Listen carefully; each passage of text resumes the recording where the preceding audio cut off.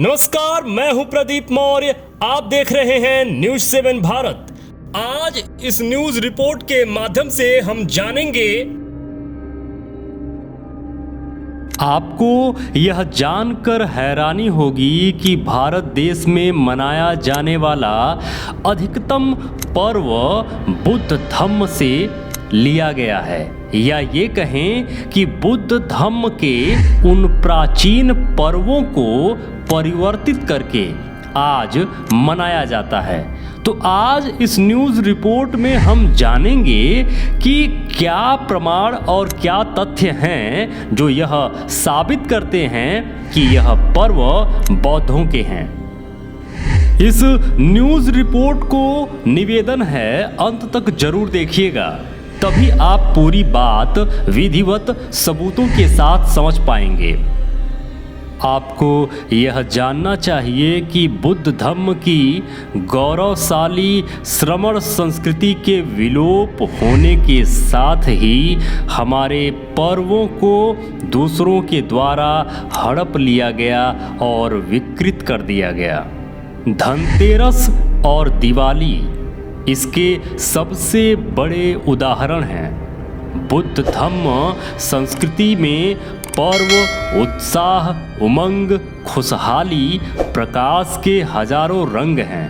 खूब मनाइए, वरना इसके बिना जीवन नीरस हो जाता है। एक वो समय था जब उत्सवों में यह बौद्ध अखंड भारत नहा रहा था। हर तरफ खुशियां ही खुशियां थीं।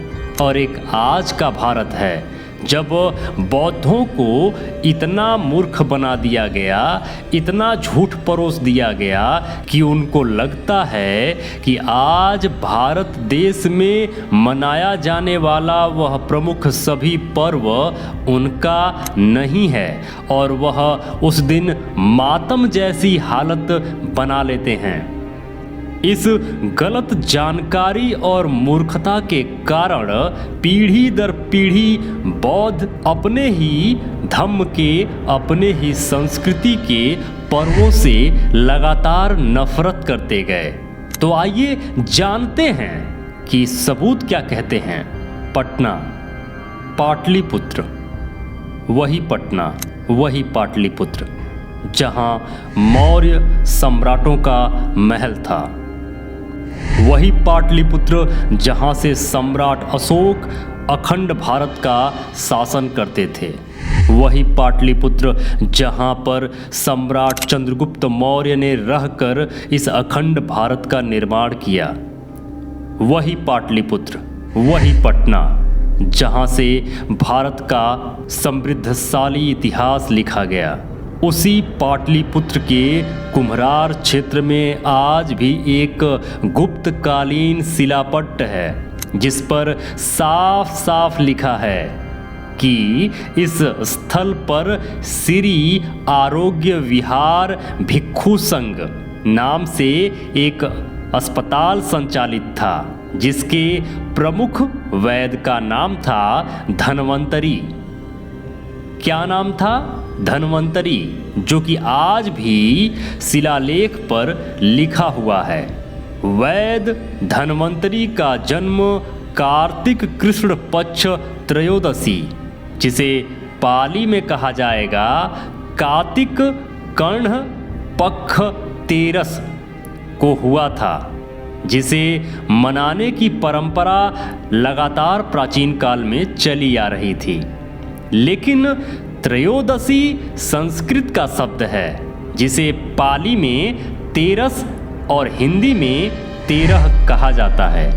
यानी बौद्ध श्रमण पाली संस्कृत में वैद्य धन्वंतरी की जयंती उत्सव कार्तिक कर्ण पक्ष तेरस को मनाने की परंपरा थी, जिस उत्सव को धन्वंतरी तेरस कहा जाता था, जो बाद में छोटा होते हुए धनतेरस हो गया। ध्यान रखिएगा, धन्वंतरी तेरस बन गया धनतेरस। एक बार फिर से कहना चाहूँगा, धन्वंतरी तेरस बन गया धनतेरस। भारत भूमि से ही बुद्ध धम्म के धम्म का विलोप होने के साथ ही दूसरों के द्वारा धनतेरस की परंपरा कार्तिक त्रयोदशी के दिन धर्म के नाम पर काफ़ी विकृत कर दिया गया और शोषण और लूटपाट का धंधा बना दिया गया। और तो और वैद्य धन्वंतरी को किस किस का अवतार बताकर इतिहास और संस्कृति की धारा ही बदल दी गई और बौद्धों ने यह कभी नहीं जानना चाहा कि असल में यह पर्व किसका है, कहाँ से इसकी शुरुआत हुई, किसके नाम पर यह शुरू किया गया था, बल्कि इससे उलट यह अपने ही परंपरा, अपने ही पर्व का विरोध करने में मगन हो गए।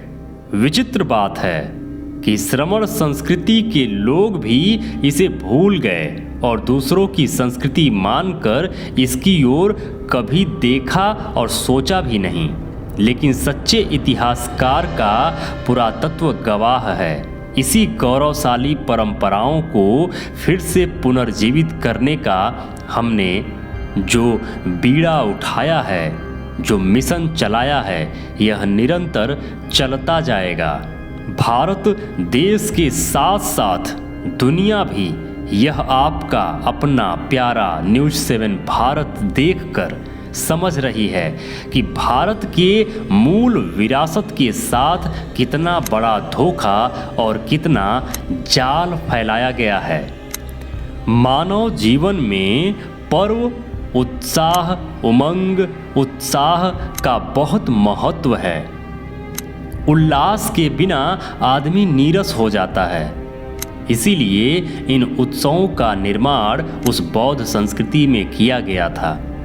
इसके बिना जीवन नीरस हो जाता है, लेकिन बुद्ध धम्म संस्कृति में ये खूब है और गौरव के साथ इन उत्सवों को मनाइए।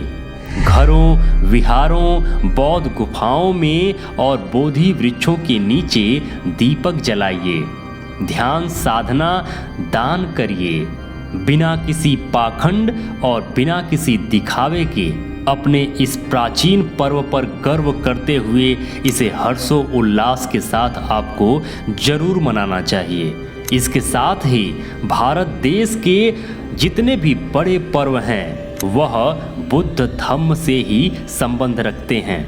उनके बाकी पर्वों का क्या डिटेल है और क्या उनका राज है, आपके स्क्रीन पर कुछ थंबनेल चल रहे हैं। इन थंबनेल वाले वीडियोस को जब आप देखेंगे तो आप इन पर्वों को भी जान पाएंगे, चाहे वो होली हो या दशहरा हो, जिसे धम्म विजयादशमी कहा जाता है, या ऐसे कोई भी पर्व। यह सभी के सभी पर्व बुद्ध संस्कृति, बुद्ध धम्म या श्रमण संस्कृति से निकाले गए, चोरी किए गए, परिवर्तित किए गए और इन्हें अपना बनाकर इसका प्रचार प्रसार करके प्रस्तुत किया गया। और इसके साथ मेरे मित्रों, यदि आप चाहते हैं कि आप आर्थिक तौर पे मजबूत बने, क्योंकि हर समस्या का जड़ जो है वो अर्थ से है, तो सिहोक बौद्ध आर्थिक मिशन से जरूर जुड़िएगा। इसका थंबनेल आपके स्क्रीन पर है और साथ में इसका नंबर भी आपके स्क्रीन पर है। आप कॉल करिए, सिहोक बौद्ध आर्थिक मिशन में आप कॉल करिए, पूछिए कि किस तरह की योजनाएं हैं, आप किस तरीके से लाभान्वित हो सकते हैं। और ये जो थंबनेल वाला वीडियो आपके स्क्रीन पर है, इसको देखेंगे तो आप समझ पाएंगे। यकीन मानिए, हमने ऐसी योजनाएं बनाई हैं जिससे भारत का प्रत्येक बौद्ध समृद्धशाली, शक्तिशाली, खुशहाल बनकर इस बुद्धमय भारत मिशन में खुद को आगे ला सकेगा। जब तक आप आर्थिक तौर पर मजबूत नहीं होंगे, तब तक आप किसी भी मिशन में शामिल नहीं हो पाएंगे या किसी भी मिशन को पूरा नहीं कर पाएंगे। इसलिए आप इन दिए गए नंबर्स पे कॉल करिए और पता करिए कि सिहोक बौद्ध आर्थिक मिशन क्या है और आपको किस तरीके से लाभ मिल सकता है। और sihok.in यह जो बौद्धों की कंपनी है, हम बौद्धों की सबसे बड़ी जो कंपनी है सिहॉक इंडस्ट्रीज़ का यह जो प्रोडक्ट्स आता है ना, सिहॉक के नाम से अपना जो ब्रांड है सिहॉक, अगर आप इस ब्रांड के सामान को खरीदना चाहते हैं तो sihawk.in से आप इसको ज़रूर परचेज करें। अगर आपको खरीदने में कोई दिक्कत हो रही है तो आप सिहॉक बौद्ध आर्थिक मिशन वाले नंबर पर व्हाट्सअप करें और लिखें कि हमें प्रोडक्ट चाहिए। आपको वो लोग सीधे व्हाट्सएप के जरिए आपके घर तक सामान भेज देंगे। सिहॉक के पास क्या क्या प्रोडक्ट हैं फ़िलहाल और उनकी गुणवत्ता क्या है और उसके बारे में डिटेल्स जानने के लिए यह जो आपके स्क्रीन पर थंबनेल लगा हुआ है, इस वीडियो को आप ज़रूर देखिएगा, आप पूरी तरीके से समझ पाएंगे। इसके साथ ही जो भी लोग सिहॉक का सामान परचेज कर रहे हैं उनके लिए सिहॉक बौद्ध आर्थिक मिशन ने ऐसी बहुत सारी योजनाएं बनाकर रखी हैं जिससे वह लाभान्वित हो सकते हैं।